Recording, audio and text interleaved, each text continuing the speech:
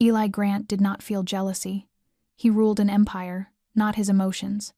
He ran meetings with men twice his age, moved money across state lines without leaving a trace, and could make things happen with a single, measured sentence. He was the kind of man people whispered about in expensive Chicago restaurants, then pretended not to recognize when passing him on the Gold Coast. He never chased anyone. He never offered explanations. And he most certainly never followed women.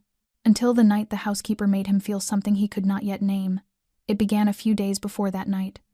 Eli had noticed Grace Callahan long before she realized she was being noticed. At first, she was merely the new housekeeper sent by the agency after the old one retired, a woman in her early 40s, polite, punctual, discreet. Eli liked discreet people. Grace arrived precisely on time each morning, worked diligently, asked no questions about midnight phone calls, and showed no curiosity about the men, in tailored suits whose faces were stern and hands calloused. Yet she kept doing something unusual. She smiled at the concierge, thanked the driver when using the service elevator, and occasionally laughed with the gardener about the oversized orchids in Eli's living room. But she never smiled at Eli. Around others, Grace radiated a gentle warmth. Around Eli, she maintained a professional distance so exact it felt like rejection. That unsettled him. One afternoon, standing in his glass-walled office on the second floor of the penthouse, he heard that laugh, not loud, but real and unguarded. He glanced down. Grace was speaking with one of the young security technicians installing a new camera system. She said something, the man laughed, and she tucked a loose strand of hair behind her ear. Eli's eyes darkened. "Something wrong, sir?" came a voice through the phone. "Nothing," he replied, forcing his focus back to the call. But from that moment on, Eli began to observe Grace, quietly. He noticed when she arrived, when she left, what she wore, how she tied her hair. He even discovered that every Wednesday evening Grace left the building earlier than usual, as if she had somewhere to be. He disliked that he was noticing it all. So when Wednesday came again, and Grace stepped out through the staff entrance at 8:12, wearing a light brown coat and neatly tied hair, Eli was already seated in the black SUV parked across the street. His right hand rested on his knee, his left loosely against the window. When she turned the corner, he tilted his head. "Shall I have someone follow her?" the aide asked from the back seat. "No, I'll go," Eli said, eyes fixed on Grace. The aide looked up, surprised. "Since when do you—" "Since I said I'll go." Outside, Chicago was damp and restless, its streets shining under the neon haze of wet pavement. Grace walked like someone long accustomed to doing everything alone, quick, composed, unafraid. She stopped under a flickering streetlight, checked her phone, and looked around. Then he appeared, a tall young man in a hoodie, backpack slung over one shoulder, smiling broadly. He waved. Grace waved back. Eli felt his chest tighten. She hurried a few steps and embraced him. Something inside Eli cracked. "Who is that?" he muttered between his teeth. The aide raised an eyebrow. "Maybe a boyfriend?" That answer was entirely wrong. Eli pushed open the car door. His black coat flared behind him like a shadow as he strode across the street, furious. "Grace." His voice cut through the night air. She startled and turned. "Mr. Grant?" The young man beside her looked confused. "Mom, who is this man?" Eli interrupted, his eyes locked on Grace, not the boy. "You leave my building to meet a man in the middle of the night?" Passers-by began to stare. It was a strange tableau, a powerful, handsome man in an expensive coat confronting a housekeeper and a young man on a city sidewalk. Grace frowned. "I what?" she stammered. "You could be under surveillance," Eli continued, as if that explained his presence. "You didn't inform security. You didn't inform me. You simply left to meet someone." "Hey, man." The young man raised a hand. "Why are you talking to my mother like that?" "Because she works for me," Eli said, voice cold as glass. "And I don't like surprises." Grace's eyes widened, then slowly changed. "Oh, no, this can't be." She bit her lip to stop a laugh, but failed. "Mr. Grant, this is my son." The silence that followed was absolute. Eli froze. "What?" he asked again. The tall young man, hair tousled, smiled and extended his hand, which Eli did not take. "I'm Ben Callahan, her son. I came to pick her up.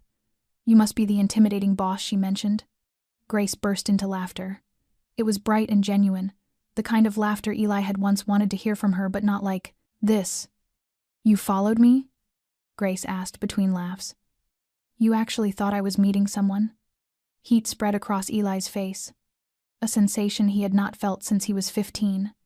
"I misread the situation," he said stiffly. Ben shrugged. "Happens to everyone." "Not to me," Eli answered curtly. Grace wiped tears from her cheeks. "Well, it just did." Across the street, the aide in the SUV was laughing uncontrollably. Eli cleared his throat, trying to salvage his dignity. "This was a security matter." "Of course," Grace nodded, still smiling. "You were concerned." "I apologize," he said quickly. He looked at Ben, clearly harmless, and realized how absurd his reaction had been. "It won't happen again." He turned and walked away before she could reply. But Grace's laughter followed him all the way back to the car. And Eli knew then things were beginning to slip out of his control. Before we step further into this unexpected story, if you found this opening captivating and wish to join us through more emotional journeys like this, please subscribe, like, and share this video with friends who love heartfelt stories. Where are you listening from?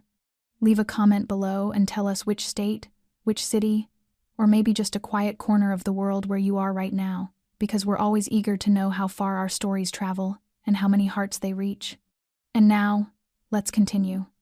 As Grace Callahan re-enters the picture and everything begins to change. The next morning, Eli Grant woke earlier than usual. He never slept much, but last night had been shorter still. All evening his mind replayed the image of that woman, the neat bun of her hair, the calmness in her eyes, the laughter that had humiliated him on a public street. Grace Callahan.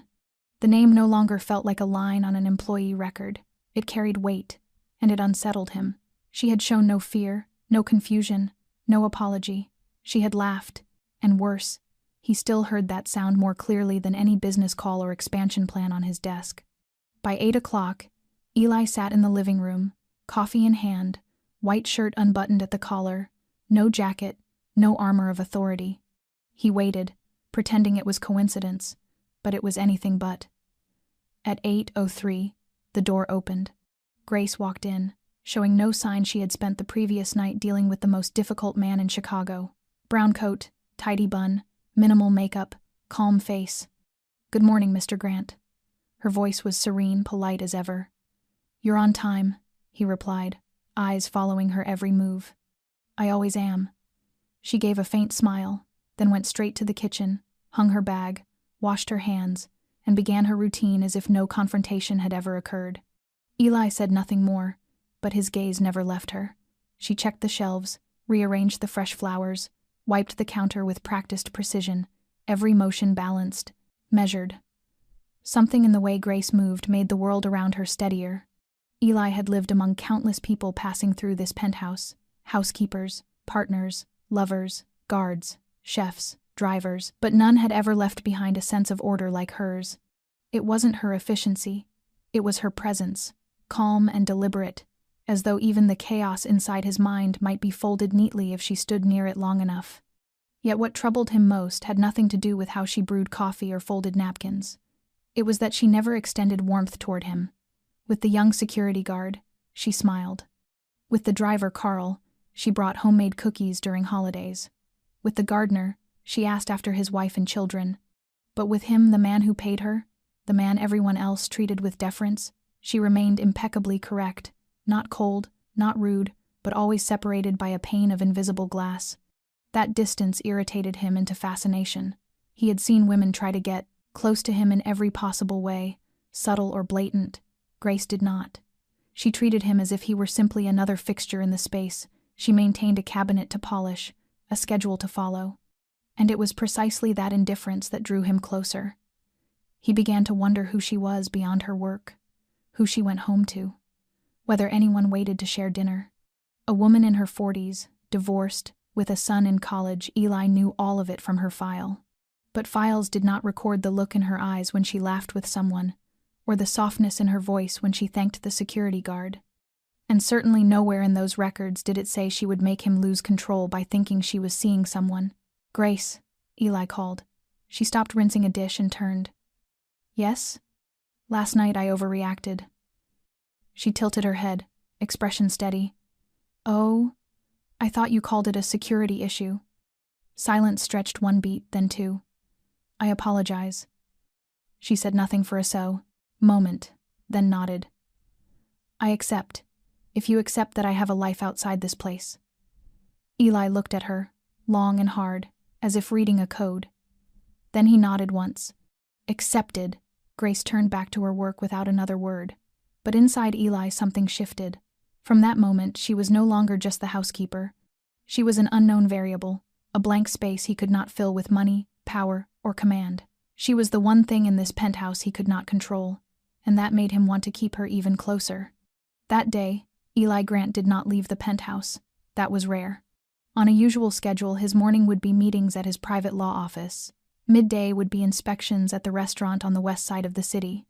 The afternoon, a stop at the freight docks, or some apartment that needed to be handled. Today, he simply sat in the glass office on the second floor, looking out over the city with a third cup of coffee in his hand, and thoughts that refused to become words. Downstairs, Grace Callahan was at work. He heard the vacuum at 10 o'clock, the water running in the kitchen at 10:30, and the light steps moving back and forth between rooms.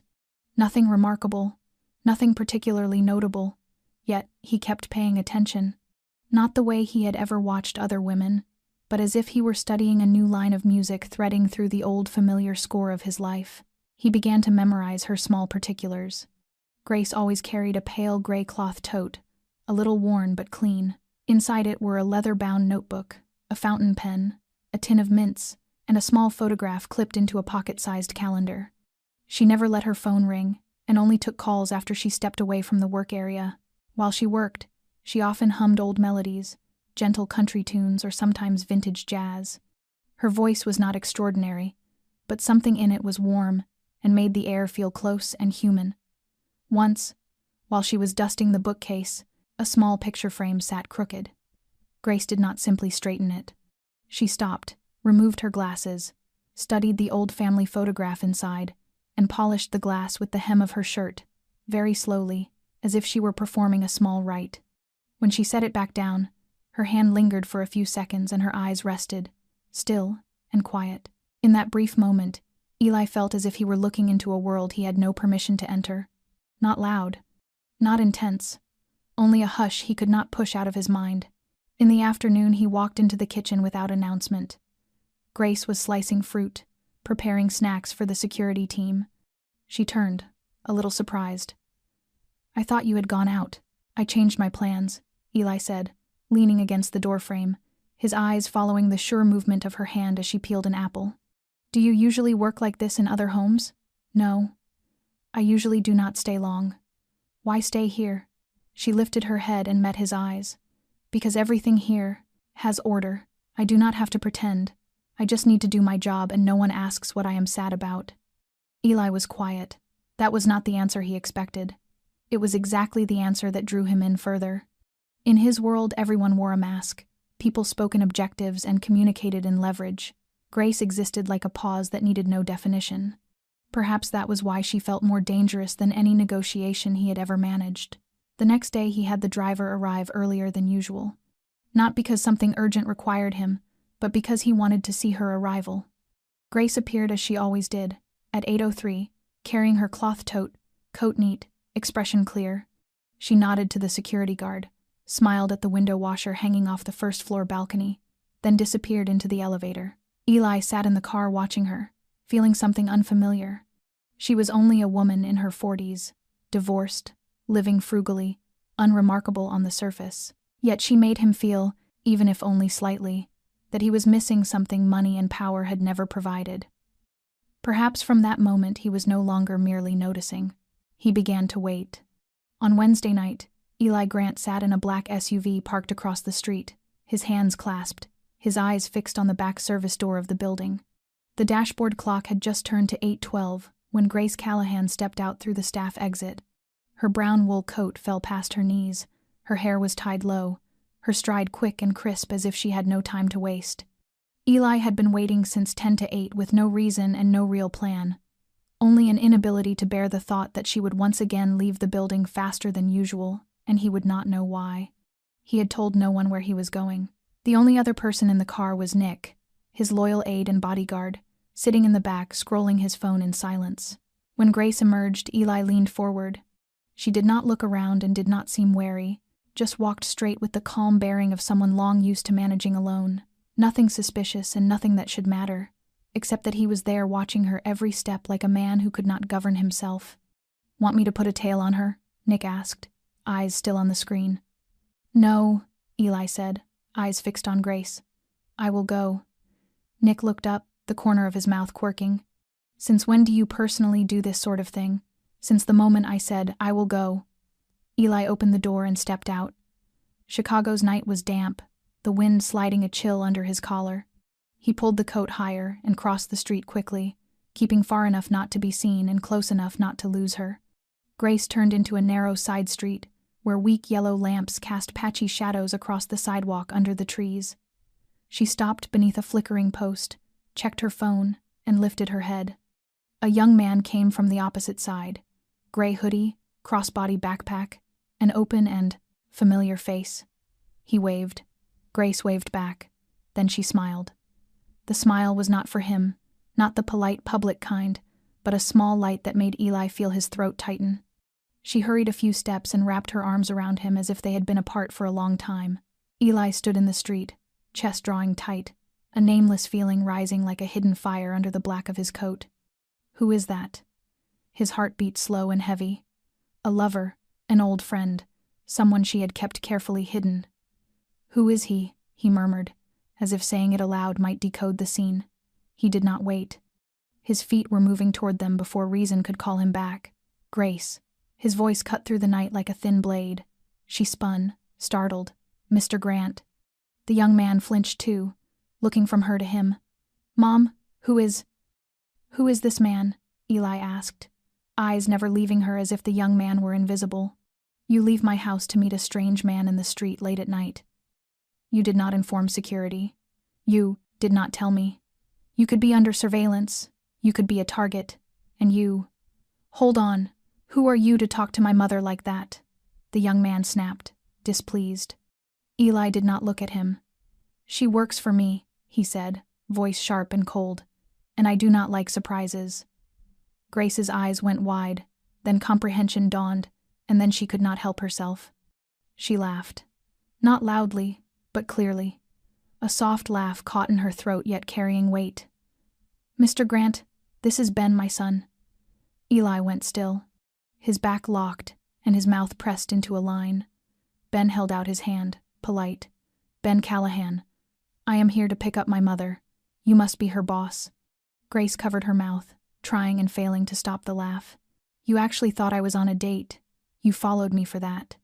Eli felt heat rise in his face, a confusion edged with anger and something he could not name. "I misread the situation," he said, the words clipped. Ben shrugged. "It happens. No. With me it should not happen," Grace laughed until tears formed. But tonight it did. Eli tugged his coat lapel tight and gave a quick nod. "This will not happen again." He turned away, retreating like a fighter brought down not by a weapon but by a smile. Yet as he climbed into the car, that laugh still rang in his head, dragging behind it something indistinct and more dangerous than anything he had faced, something he could not control. And that was what frightened him. The next morning, Eli Grant woke before the first light slipped through the curtains. He lay still with eyes open and unfocused, feeling only a low ache in his chest. It had begun the night before, at the moment he heard Grace Callahan's laughter in the middle of the street beneath the sallow glow of the lamps while her son stood witness. He had lost control. That did not happen often. In all the years of running business in a world where a wrong decision could cost a life, Eli had learned to keep himself in perfect balance. In a handful of minutes he had crossed a street, confronted a woman, threatened the wrong person, and withdrawn in silence like a fool. Worse, she had laughed. It was not scornful and not mocking. It was something almost tender, as if he were a child caught doing something foolish and she could not bring herself to scold him. He entered the kitchen at 7:30 to find everything in its usual readiness.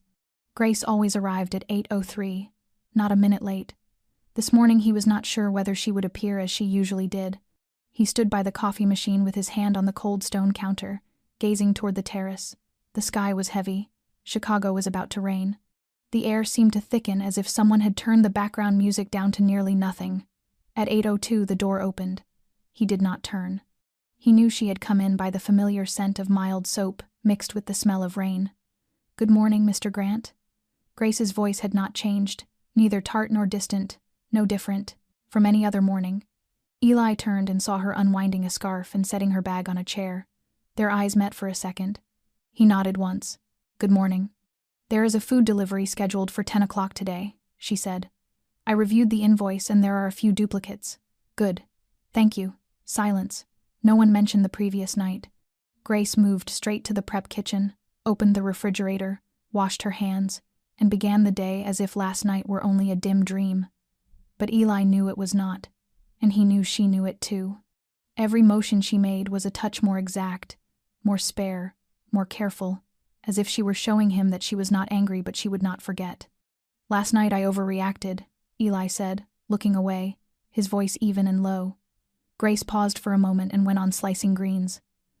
"I already said I accept your apology. I still need to say it again." This time she turned, her eyes steady. "I understand why you were worried, but I am not someone who needs to be supervised. I did not intend to supervise you, did you not?"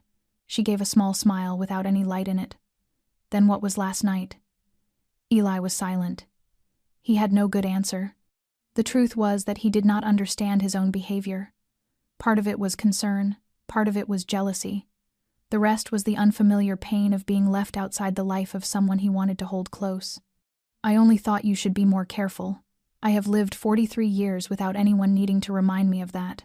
She turned back to her work, the knife tapping the board in steady time. Eli stood for a while, then left the kitchen quietly. There was nothing more to say. What he did feel, with unmistakable clarity, was that the air between them had changed. Not into coldness, but into something quiet and deep and difficult to name, a stillness in which any word might either shatter it or send it sinking farther in. And Eli understood that he had taken a step too close. There was no path back.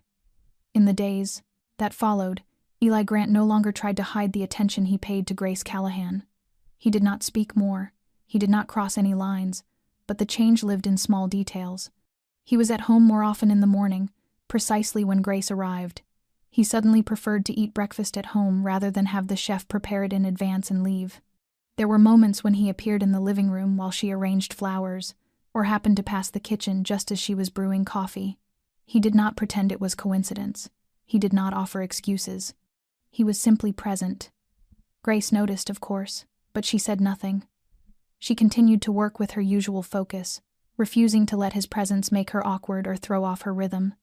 If anything shifted, it was the care in her gaze, as if she were keeping everything at a safe distance. One afternoon, Eli stepped into the reading room where Grace was checking the shelves.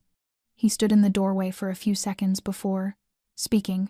"I am thinking of adding a few titles on political history. What do you think?" Grace turned and nodded. "I can help compile a list. Do you have a particular focus?" "The Cold War and the internal shifts in the United States in the 1980s. Her eyebrows lifted a fraction. "I would not have guessed that subject interested you. I want to understand how people control without using guns." The sentence made her pause. Then she nodded slowly. "I will find them." Eli moved farther into the room and sat in the leather chair by the window. He did not look at her, but his voice softened. "I am not accustomed to being wrong. I am not accustomed to being followed," Grace replied, steady but not cold. "But I am trying to understand," Eli said, his eyes on the gray sky. "I do not know why I reacted that way. It is only that you are difficult to predict, and that makes me alert.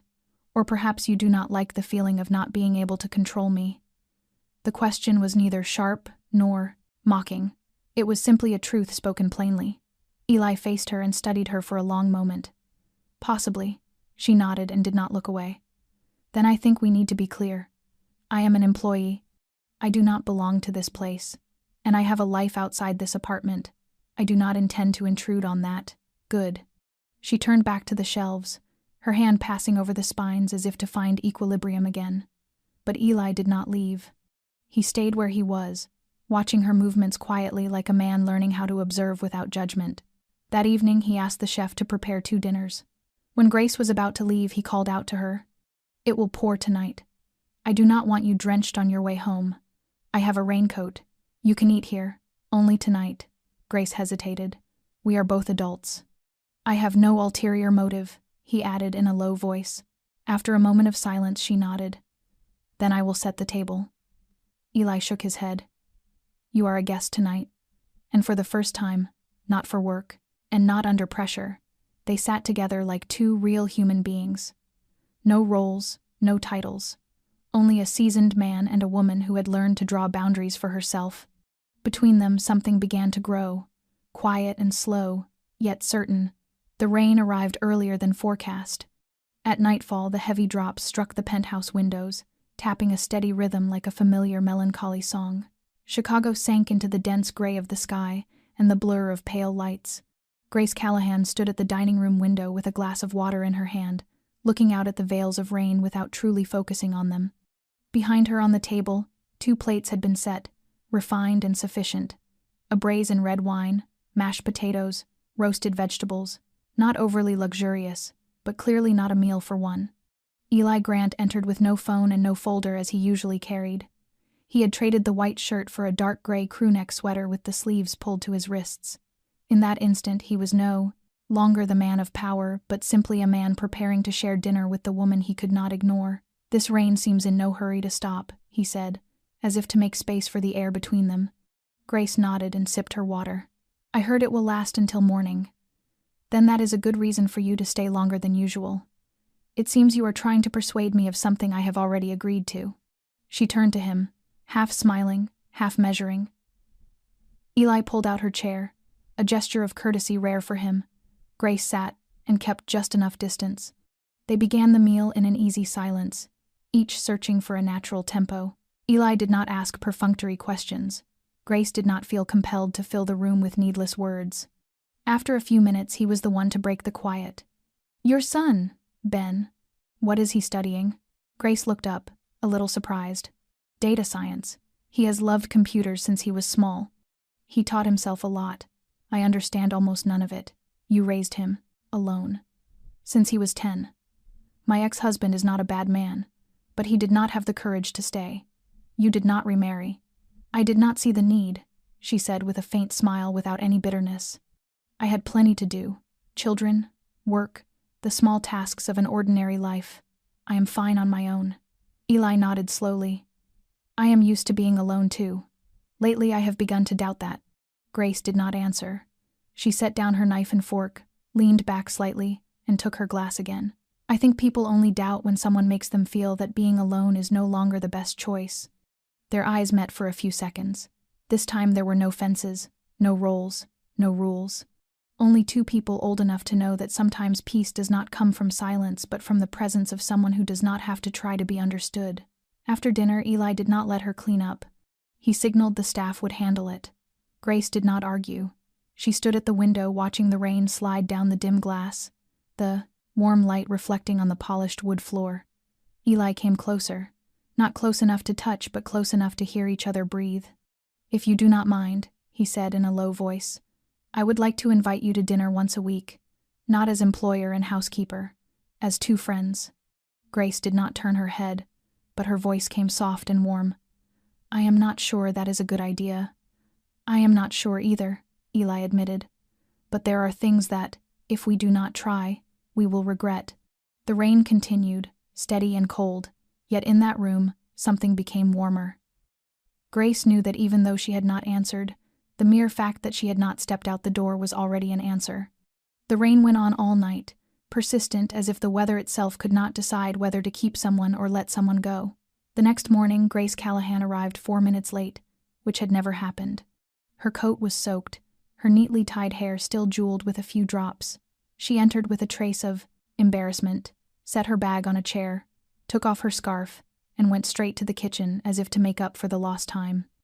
Eli Grant sat at the dining table with the morning paper unopened and the coffee still full. He watched her stride down the hall with quick, efficient steps and said nothing. No scolding, no reminder. Only a look deeper than usual. Near noon, he finally spoke. Grace was checking the supplies in the storage room when he appeared with his hands in his pockets and a regular tone as if discussing business. "I need to talk with you." She looked up and gave a small nod. "Yes, sir. Not in the storeroom. Please come upstairs." The words were not striking, yet they made Grace slow. She followed him to the second floor, to his private office that opened onto the city skyline. On the desk were 2 coffees and an unopened file. Eli gestured to the chair opposite. "Please sit." She did, hands folded, waiting. He sat, and was silent for a few seconds as if weighing each phrase. "I know this may be an awkward proposal. I will speak plainly. I want you to consider moving in temporarily." Grace frowned slightly. "Clarify, please. Stay in the penthouse, at least for a time. We both know where you live is not convenient. Your commute through that old neighborhood late at night does not sit well with me. I can raise your pay or help with rent elsewhere, but if you agree to stay here, I think it will make things easier for both of us." Grace was quiet, tilting her head, eyes steady on Eli. "I am not sure I understand your meaning fully. Is this for convenience, or because you want me nearby?" The question was not sharp and not cool, only exact. Eli held her gaze and did not hide. "Both." Grace leaned back and exhaled lightly. "I have a son. Ben does not live with me now, but he still visits on weekends. I am not in the habit of living in someone else's home, even if that person is my employer. I am not comfortable breaking boundaries that are already hard to keep." "I understand," Eli said with a nod. "But if you consent, we will set clear terms. A private room, a separate entrance, no interference in each other's personal matters. I will not cross that line unless you want me to." Grace looked at him, her eyes softening while remaining careful. "I once lost everything because I believed that someone more powerful than me would keep a promise. I do not know if I am ready to try again. I am not asking you to trust me at once, only to consider it, not for me, for yourself. You deserve to be safe. If I can guarantee that, I will." The room grew still after those words. The rain ticked against the glass as if reminding them that the world beyond always holds more risk than we admit. Grace did not answer immediately. She rose and gave a small nod. "I need to think." Eli did not try to keep her. He said only one last sentence, so soft it sounded like he spoke to himself. "If you decide to stay, I will be grateful." Then he watched her leave the office with steps that were just a little slower than usual. And as Grace descended the stairs, something indistinct stirred in her chest. Not fear and not suspicion. Something fragile and rare. A tender sprout of trust beginning to push through. Grace Callahan said nothing about Eli Grant's proposal for 3 days.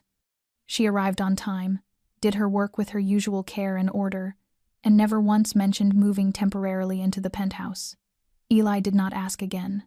He waited, not with the patience of a man bargaining, but with the quiet of someone who knows true feeling needs time to answer in place of reason. Then it happened. On Friday night, Grace left the building as usual. She did not know that in the shadows of a parking lot 1 block away, a man sat in a battered car with the engine idling softly, his eyes fixed on her shape through binoculars. He did not belong to the neighborhood. He did not dress like a laborer, nor did he look like a vagrant addict. He was silent, jotting something in a small notebook, then he smiled. The next morning, Grace returned to work with an unsettled mood. Something felt off, though she could not name it yet. She felt as if someone had watched her the previous night, as if footsteps trailed her when she passed the small park on her way home. But when she turned, there was nothing. She did not want to imagine things, but unease seeped in like cold damp finding its way through every layer of clothing. By noon, while wiping the window frames in the living room, Grace noticed a car parked across the street. It was old, the windows were dark, the license plate looked deliberately smeared with grime. The odd feeling in her stomach returned. She slipped off her gloves and moved quickly to the intercom. "I would like to see Mr. Grant. Right now." 10 minutes later, Eli entered the study, his gaze searching. "What is it?" Grace stood straight, but her hands tightened slightly. "I think I am being followed." Eli needed no further explanation. His face changed in a single breath. "Describe it to me." She told him about the car, about the feeling last night, about the eyes she could not see but could still feel on her back. Eli took out his phone and spoke 3 words to Nick. "Activate surveillance." Then he looked at Grace, and for the first time his eyes let go of their usual distance. From now on, you will not walk alone. Do not leave the building without someone with you. And I want you to reconsider the proposal I made. Grace drew a breath. You think this is about you? Eli nodded, his eyes darkening without a hint of half-measure. I have many enemies, Grace. They cannot strike me head-on, so they aim at the people I care about. Why do you think I reacted the way I did that night? Why do you think I feel uneasy every time you leave the building after dark? Grace did not answer. She turned toward the window where the old car still sat motionless at the curb. In that moment, she no longer felt like a housekeeper. She was part of a larger, more dangerous picture, where she had inadvertently become a weak point in a world she had never belonged to. Eli stepped closer, his voice low and controlled. I am not asking you to stay for convenience. I want you to stay because I need to know you are safe. I cannot protect you when you live several blocks away. And I do not want to receive word one day that something happened to you, just because I failed to speak plainly about what I feared. Grace looked back at him. Something unnamed lit in her eyes. Perhaps worry, perhaps trust. She gave a small nod. I will give it serious thought. And Eli knew that from this minute everything had entered a new phase. No longer silent feeling. No longer hidden attention.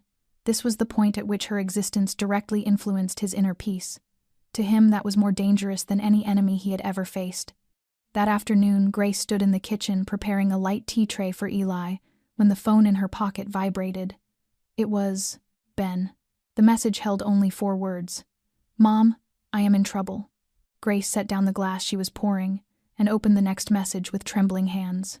The first image showed Ben's shoes splayed on a slab of gray concrete, the angle low as if sent in haste. The second was a scrawl in black marker on a wrinkled scrap of paper. If you do not want to see the boy on the floor like his father, do as you are told. No unknown number called, no specific demand, only a warning that froze the spine. Grace burst from the kitchen as if pushed by an invisible force, her heart pounding like a war drum. She ran straight to Eli's office. He looked up as the door opened. One glance at her eyes and he knew. No questions, no breath wasted, only a small nod, and he lifted his phone. Nick, lock every entry, trigger trace mode, now. Grace handed him her phone. He looked once, his face unchanged, but his eyes turned to stone. How long? The message came 6 minutes ago. Did you call back? No, there is no number, only texts. Eli went silent for a beat, then turned to one of the 3 lit screens. He pulled up the locator Nick had installed on Ben's phone during the boy's last visit. A red dot pulsed just beyond the old industrial quarter on the west side of the city. A dead zone of sorts, with no cameras, no patrols, no reason for anyone to be there without purpose. Eli looked at Grace. I am going with you. No, Eli. Her voice was no longer gentle. I am his mother. I will not sit here while my son is somewhere out there under threat. He looked at her longer than he had ever looked at anyone, then he nodded. We go. But you do not take your eyes off me for a single second. Agreed. Agreed. They left the penthouse by the service elevator with a car waiting in the garage. Nick took the front seat, his phone firing nonstop. Eli sat beside Grace, his hand resting on his knee, tension radiating into the upholstery. No one spoke along the way. Rain began to tap the glass like a metronome counting down an invisible clock. The car stopped before a row of derelict warehouses behind a rusted fence. The light was almost gone. Only the headlights cut a small cone. Eli stepped out first, Grace close behind. Nick drew his weapon and swept each dark corner with his eyes. The warehouse door stood ajar, as if inviting them in. Inside, the air smelled of mold, water dripped, and silence hung like a threat. Ben, Grace called, her voice echoing off cold steel walls. No answer. They moved one step at a time, flashlight beams sliding over splintered pallets, chains, and old crates. Then a sound stirred behind a concrete column. Eli signaled a halt. He advanced quickly, weapon ready. They found Ben. His wrists and ankles were bound, his mouth taped, his eyes wild with fear. Grace ran to him, tears spilling before thought could catch them. I am here, sweetheart. Eli and Nick swept the space. No one, no traps, no bomb, only a meticulously staged warning. They cut the ropes, Ben, shaking hard but not badly hurt. A man with a mask! he stammered. "He said Mom should not be near Mr. Grant, then he hit me." Eli's jaw locked, his eyes hard with lethal promise. Grace held her son, her hand trembling but her voice steady. "We are going home. Now." They drove back in silence. In the car, Eli took Grace's hand. Not like a man offering comfort, like a man swearing he would never let this happen again. Grace tightened her grip in return. Not to seek a crutch, to say without words that she had chosen this side, even if this side meant a storm. As the car rolled into the penthouse garage, Eli sent Nick ahead to sweep the security systems. Ben was taken up in the private elevator, where the family doctor was already waiting. Grace did not leave her son's side, her hand on his shoulder as if to confirm he was truly safe, that this was not a brief mirage. Eli stood nearby, his eyes stripped of their usual chill and sharpened into a clear, deep stare that looked through walls, toward the next move of the man who had dared touch someone he cared for. When the doctor confirmed Ben had no serious injuries beyond bruises and a mild concussion, the boy was settled into a private room on the top floor. Grace sat beside him until he fell asleep under the pain medication. She stepped out, closed the door softly, and went straight to Eli's office. He stood at the desk while 4 large screens flooded the room with light, displaying area maps, satellite images, and streams of coded data understood by only a narrow slice of this world. Nick stood beside him, speaking low enough that no one else could hear. When Grace entered, Eli gestured for Nick to stop. He turned to her, voice even. "I am sweeping every channel. They planned this. Bringing Ben into it was not random. It is an opening strike. They want to remind me they still know how to push me off balance." Grace watched the maps for a moment. "Do you know who?" Eli nodded slowly. "A few men have the motive, and the means. Only one has old grudges and enough madness to do this. Malik Serrano, once an ally, now a traitor. He knows my weak point no longer sits in business. It sits with the people I keep close." Grace looked at him, her eyes sharper than he had ever seen. "Then what is your plan?" Eli regarded her, surprised by her calm. "We will set a trap. We lure him into the open. We make him believe I will answer in the old way, with blood and guns. This time I will not give him that." Grace nodded, straightened, and spoke with a quiet resolve. "I am coming." Eli's jaw tightened. "No. You are staying here. With Ben, you have seen what he is willing to do. I will not put you at risk again. I am not asking for permission, Eli. I am asking for respect. Ben is my son. He was taken because I am connected to you. If you think I will sit and drink tea while you go to war, then you do not understand me at all." Eli stepped closer, his voice low. "I understand you very well. That is exactly why I do not want you to go." Grace did not retreat. "Then let me join in the way I can. I do not need a gun. I can read people. I can observe. I am not a burden." Eli was silent, torn. He knew she was right. He also knew that if he forced her to stay behind and things spun out of control, she would never truly forgive him. After a few seconds, he exhaled. "All right, you stay in the car. You do not step out until I give the word, and you do not take your eyes off me." Grace nodded without blinking. "Agreed." Eli turned to Nick. "Bring the car. Soft armor and an in-ear for Grace." Nick lifted an eyebrow but said nothing. He nodded and left. Alone together, Eli faced her. "If anything happens, I want you to know one thing." Grace looked at him, her gaze softening. "I did not choose a life with many people to lose. Now if I lose you or Ben, I do not know that I will still be myself." She touched his hand lightly. "Then do not lose anyone." And they left the room together, like two people walking onto a battlefield, not only for safety but for a feeling that had not yet found its name and had already become impossible to separate from who they were. The armored black SUV moved slowly along the deserted industrial road on the west side of the city, the streetlights dim and the wind slipping through the abandoned warehouses like the howl of forgotten souls. Grace Callahan sat in the back seat, an earpiece clipped discreetly to her ear, a long coat draped over the soft body armor beneath, making her look less like a woman heading into danger than someone on her way to a meeting that mattered too much. Yet her eyes betrayed the strain she tried to hide. Eli Grant sat beside her, his face carved from ice, one hand resting near the loaded gun on his thigh, his gaze fixed ahead as though stepping onto a familiar stage where every role bore the name Danger. They stopped a short distance from the Target warehouse. Nick got out first, swept the perimeter, then signaled. Eli turned to Grace, his voice low and deliberate. "Remember what I told you. You do not leave this car, no matter what you hear, no matter what you see." Grace nodded, though her hands clenched tightly in her lap. Eli stepped out, followed by 2 men from another car that had just arrived. Nick led them around the side of the warehouse to a rusted steel door standing slightly ajar, as if inviting them in. Inside, darkness thickened. The only sound was the wind rattling the corrugated roof. Eli raised a hand for silence, eyes scanning. A soft laugh crackled through the comm. Malik Serrano's voice, smooth as grease. "I knew you would come, Eli, and I knew you would not come alone." A small camera on the ceiling flickered to life, throwing a pale light onto the center of the warehouse, where an empty metal chair stood over a shallow puddle that mirrored the glow. No hostage, no captive, only a trap. Eli stepped back just as an explosion ripped from behind the building, shaking the ground. In the SUV, Grace jolted upright, eyes wide with fear. Eli's voice burst through the earpiece. "Stay put, do not come out." Nick and the others dragged Eli behind a concrete barrier as smoke and dust filled the air.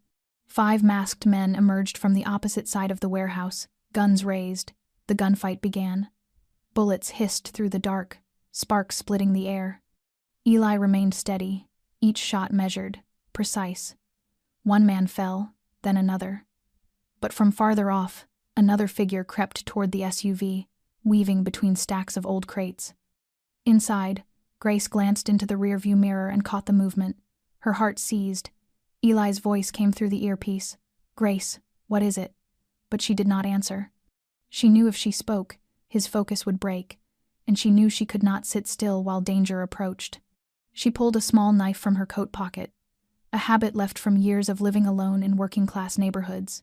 She lowered the window slowly, holding her breath. When the man reached for the door handle, she drove the blade into his wrist.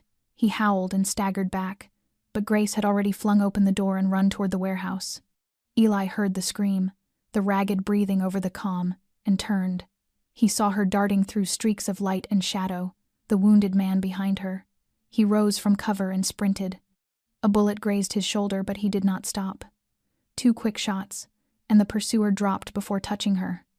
Grace stood trembling, breath ragged, eyes wide with both terror and fury. "I told you to stay in the car," Eli shouted. But even as he spoke, his hand gripped her shoulder, searching for wounds. She gasped, tears brimming but not falling.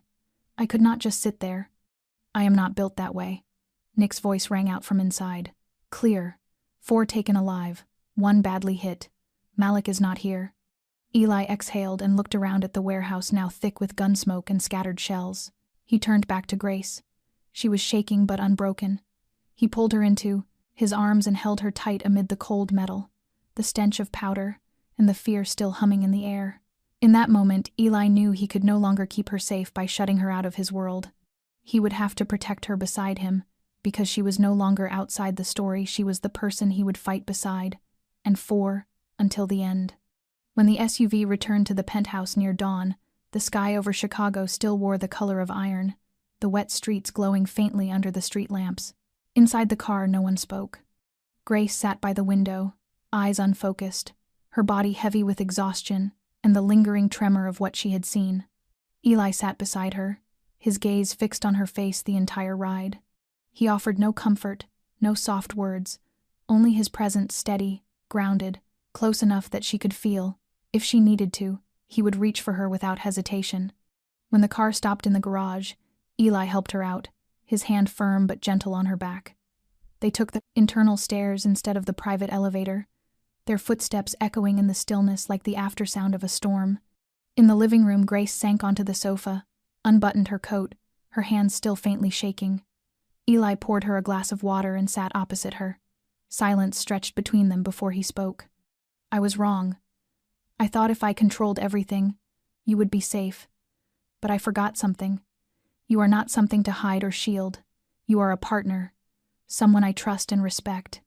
Grace looked at him, eyes tired but luminous. "I do not need you to protect me from the world, Eli. I just need to know that if I fall, someone will reach out without asking why I took the risk." Eli nodded and stood. He left the room for a few minutes, then returned holding a small velvet box, simple and unadorned. He did not kneel. He simply sat beside her and opened it. Inside was a ring with a classic design, not glittering, but elegant and deep, like the man offering it. No fireworks, no candlelit ceremony, only two people who had just crossed the edge of danger, looking at each other as if they had lived a long time waiting for this moment. I know I am not an easy man to live with. I have a past, enemies, and shadows you will never fully understand. But if you are willing, I want you to stay, not as someone to be protected, as the one I choose to walk beside. Through peace or through storm, Grace looked at the ring, then at Eli. No tears fell, but her chest tightened with something both gentle and fierce. After all that had happened, she understood that this was not impulse. It was choice. It was promise. It was Eli Grant, the man who once believed control was strength, placing his faith in something more fragile than anything else. Love. She lifted her hand, no longer trembling, and let him slide the ring onto her finger. It fit perfectly, as if it had always belonged there. Eli did not smile. He only looked at her, his eyes softening as though a weight had slipped away. Grace did not say "I accept." She simply rested her head on his shoulder, against the heartbeat that moved slow and steady beneath. And Eli knew that was the truest, deepest answer he could ever receive from a woman like Grace Callahan. In the quiet of the high-rise apartment above the sleeping city, a new beginning stirred, silent, unadorned, yet strong enough to pull two once-broken souls together, this time to stay, truly.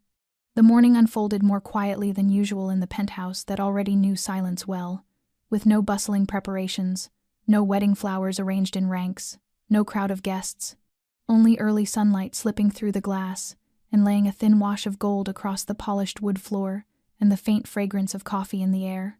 Grace Callahan stood before the mirror in the second-floor bedroom, a simple ivory dress falling close to her figure, with no lace, no fringe, nothing ornate, her hair gathered neatly and a few soft curls resting naturally along her cheekbones. And she looked at herself and recognized in that gaze something that did not belong to women just beginning a new life, but to a woman who had lived through enough storms to understand how precious quiet can be. In the living room outside, Eli Grant wore a dark gray suit and a black tie knotted cleanly, standing by the window with a cup of coffee in his hand, and he felt neither anxious nor nervous, but rather the calm that comes after a long battle when at last you find ground where you can lay your weapons down. The wedding had only 3 witnesses, Ben and Nick, and an old friend, who had been a pastor before leaving the church for a quieter life in the country, and he arrived without ceremonial robes or long rituals, carrying only a worn Bible and the seasoned look of a man who understands that what stands before these two is larger than love itself. It is a choice. When Grace entered, Eli turned, and his eyes held on her as if he were seeing for the first time something he had waited a very long time to touch, not because she was dazzling, but because she was so entirely real that everything artificial in the world outside felt distant. The pastor smiled and asked whether they wished to speak vows, and Eli nodded without preparation and said that he would not promise to be an easy husband, that he had stubborn habits and scars inside that might never fully heal, but that he promised not to turn his fear into chains to bind her, that he would let her be free because he knew she would only stay if she truly wished to, and that he would not promise to be always right, but he would always be true. Grace looked at him and her eyes did not glitter with tears. They burned quietly like a small flame in the heart, and she said she would not promise to always understand him, but she would never leave him alone, that she would walk beside him, not behind and not in front, that she did not need him to be a hero, only honest, even when honesty hurt, because she would rather ache from the truth than live inside a sweetened lie. There were no claps and no music and no collective sigh, only a moment of silence with a kind of holiness when they exchanged rings, and their hands touched like the last 2 pieces of a puzzle settling into their proper place. And when the pastor declared them husband and wife, Eli did not kiss Grace on the mouth. He pressed his lips gently to her forehead, the way one carves a vow into the most sacred place. And in a world full of turmoil where everything can change with a phone call or a bullet or a single wrong decision, they chose each other, not to save or redeem one another but to live truly and fully to the end. And that was the wedding of Eli Grant and Grace Callahan, not dazzling and not perfect, but deep enough to withstand anything.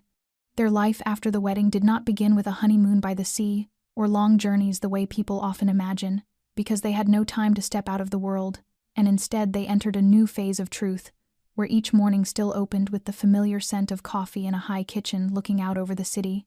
And neither of them forgot that beyond the glass lay a world crowded with threats as real as the words of love they had just spoken. Eli continued to run his empire, but a different quiet had settled in his eyes, and he was no longer in a hurry the way he had been, nor sealed off the way he once kept his distance from everything that could not be controlled.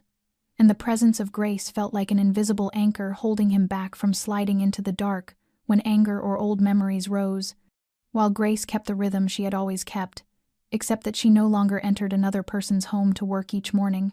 She was the mistress of the house, and she did not use that role to change anything grand. She still made breakfast herself, and checked the flowers in the living room, and spoke to the security team with a gentleness that slowly made them forget this had once been a place that recognized only commands and power. Ben sometimes stopped by on weekends, a boy with eyes more alert than his years, and a smile now easier when he looked at Eli. Not because Eli tried to force a bond with her son, but because Ben understood that his mother now lived in a place where, though danger lived close by, respect was genuine. Even so, their new life was not a seamless rebirth, and there were nights when Grace woke because Eli was not at her side, and she would find him on the balcony looking down at the city with a full glass of wine in his hand, and at such times she did not question him. She simply stood next to him, with her hand resting lightly at his back, and waited until he turned, and if he did not speak, she did not press him. But once he whispered in the dark that some voices in his head had never quieted, old errors and decisions that had cost others their loved ones and names that could not be spoken again, lingering like ink that will not wash away. And Grace did not try to erase them. She showed him he could live with them if he were brave enough to face them. Sometimes the past knocked harder than usual, a strange car lingering near the building, or a man from before whom Eli had punished trying to return. And in those moments the security system tightened, and Nick stayed on high alert. And strangely, Grace did not feel trapped or frightened. She felt a calm she could not fully explain, because she had crossed the greatest fear a mother can know when Ben was taken. And from that night forward everything else could be faced. And perhaps for that reason their life after the wedding, though never entirely smooth, held another kind of peace, the peace of people who know exactly where they stand, who know whom they have chosen, and why they continue to choose that person each day.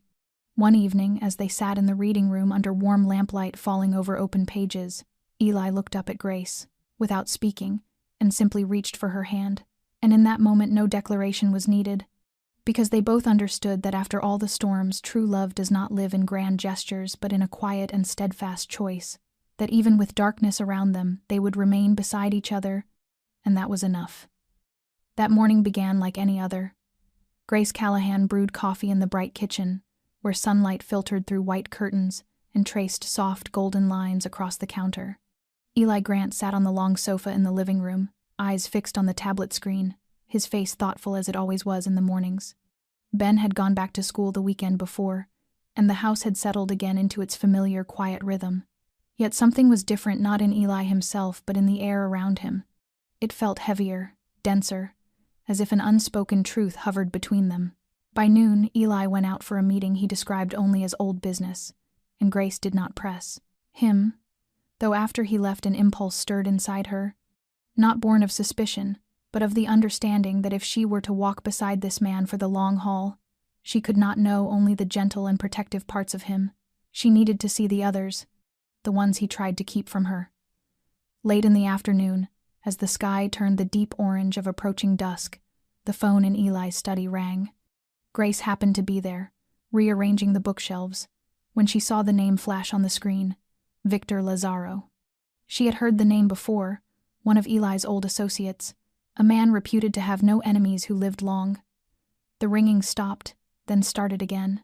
Finally, silence was broken by the chime of the private door downstairs, the side entrance known only to a few. Grace hesitated, then pressed the monitor button. The camera showed Eli and 3 other men standing beside a black car without plates. There were no smiles, no handshakes, only cold glances and movements so brief, they felt rehearsed. She had not intended to watch, but her feet carried her to the upstairs hallway, where she could look down at the garage through the one-way glass. She stood still, holding her breath, as Eli stepped out of the car with Victor and another man, large and tattooed up to his neck. Eli handed over a thick envelope. The big man nodded and opened the trunk. Inside was a bound man, eyes covered, mouth taped, blood seeping from a wound on his forehead clearly beaten. Eli did not react. He merely gestured for Nick to check, then spoke a few words in a voice stripped of feeling. There was no echo, but Grace read his lips clearly. Handle it fast. No traces. She never remembered how she backed away from the glass. She could no longer hear her heartbeat, only a cold crawling up her spine. Eli, the man who had held her during nights of panic, who had gripped her hand when Ben was taken, who had kissed her forehead in their quiet wedding, was also the man who had just ordered the end of another life as casually as changing a dinner plan. That evening Eli returned as if nothing had happened. He took off his coat, kissed her cheek as usual, and asked if she wanted tea. She nodded and boiled the water as though her hands were not trembling. When she set the cup before him, she sat opposite, met his eyes, and said softly, "What did you do today?" Eli looked up, momentarily still. The same old work. She waited a beat, then said quietly, "I saw." He went silent. His eyes darkened.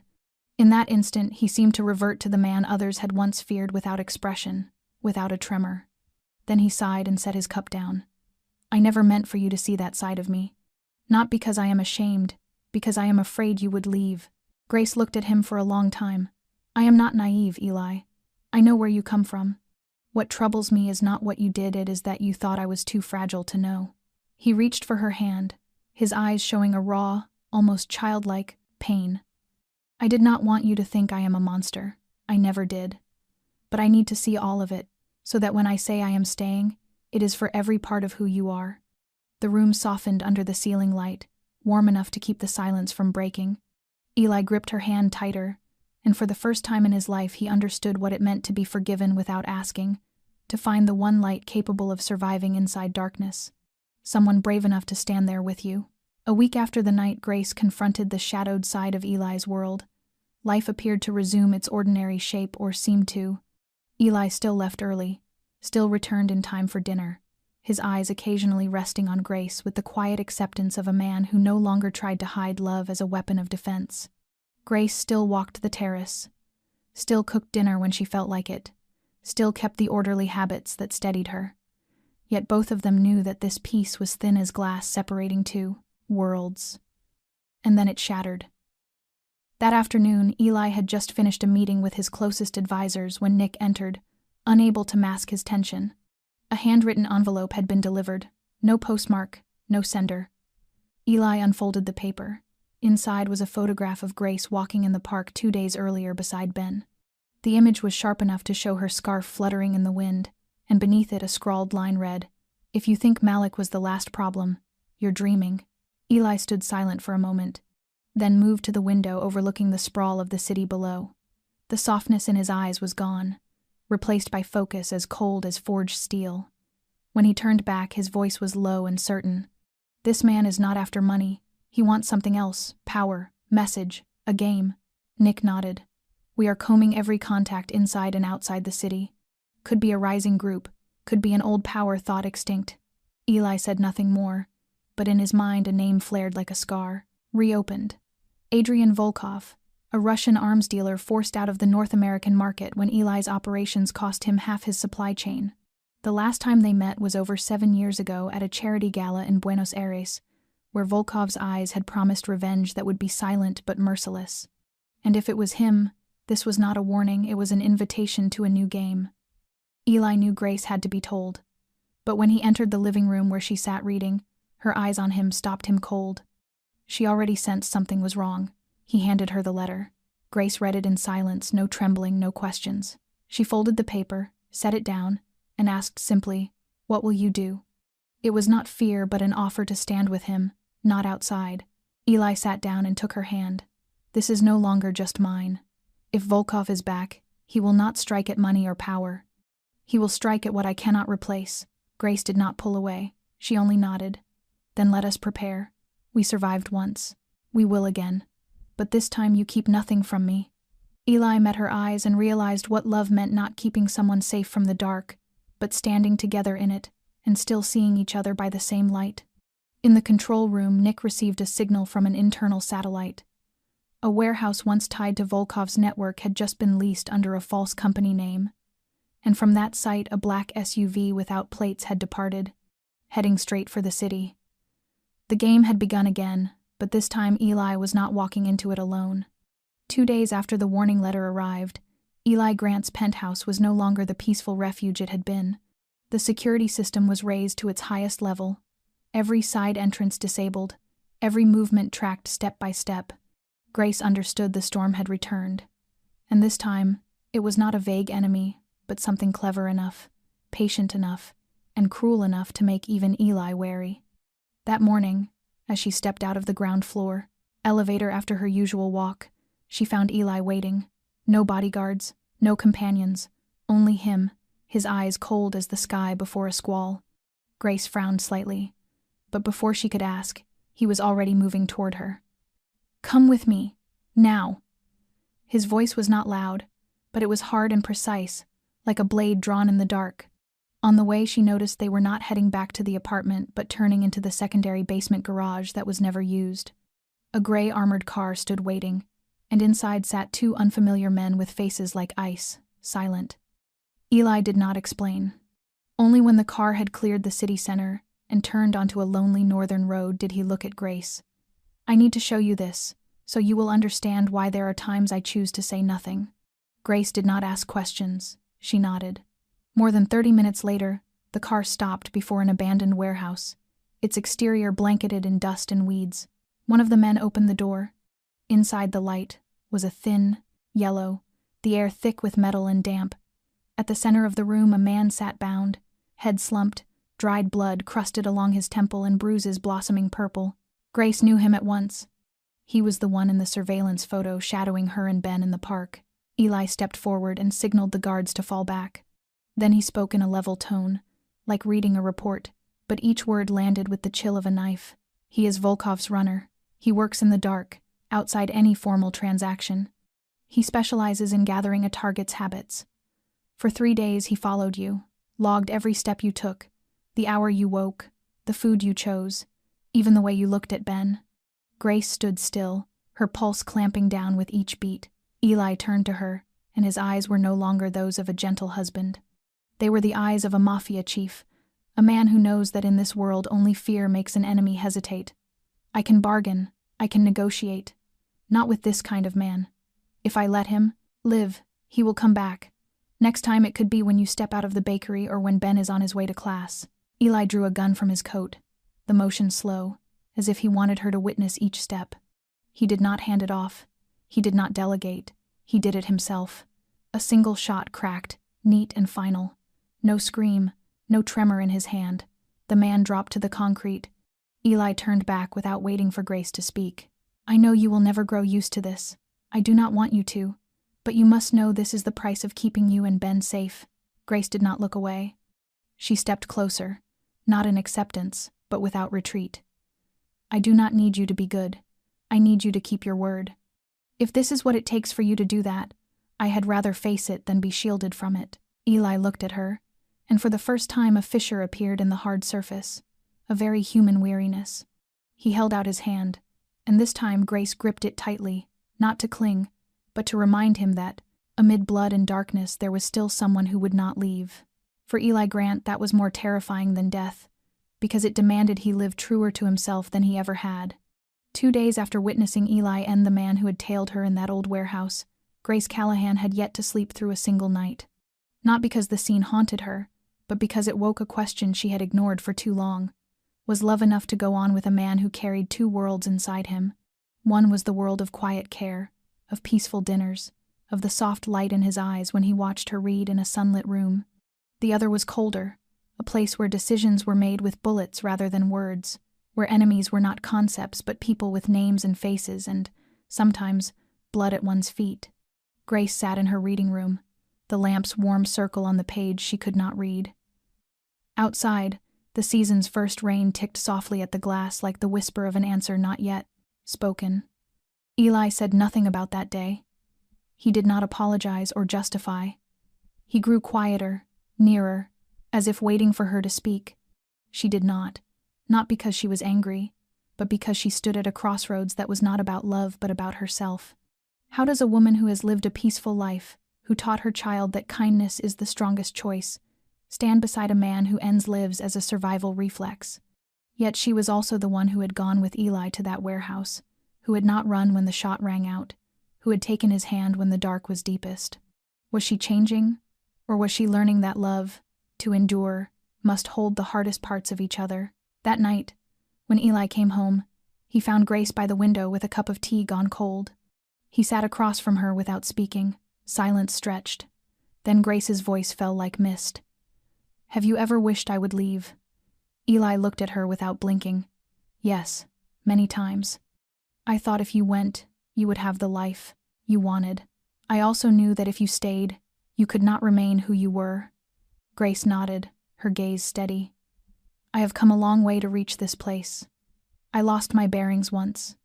I believed I could not love again. Then you walked in, with light and shadow both, and I realized no one comes to love with a perfect heart. We choose only whether we are brave enough to stay."